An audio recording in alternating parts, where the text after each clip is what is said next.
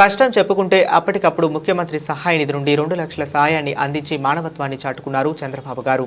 నన్ను మా తమ్ముడు బాగా చూసుకుంటాడు.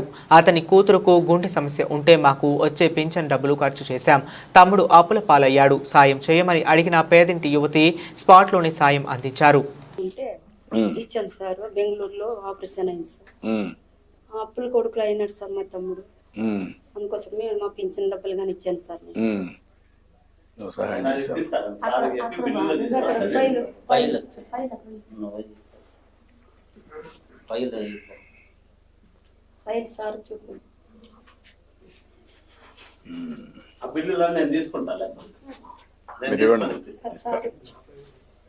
తీసుకుంటా.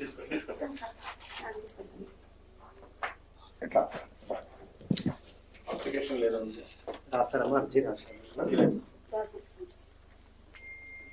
ఇక్కడ హైదరాబాద్ పంపిస్తామంటారు సార్, ఇక్కడ బెంగళూరుకి పోయినారు.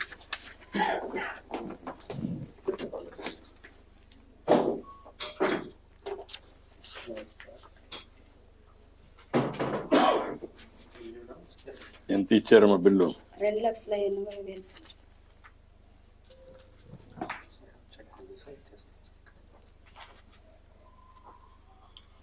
అక్కడ ఇస్తే బెటర్. మీరు అక్కడ రమ్మని, ఆ కుర్రాన్ని రమ్మని అక్కడ ఇవ్వండి.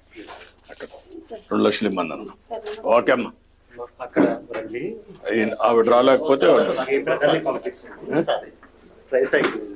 ఉందా? ఓకే ఓకే అమ్మా.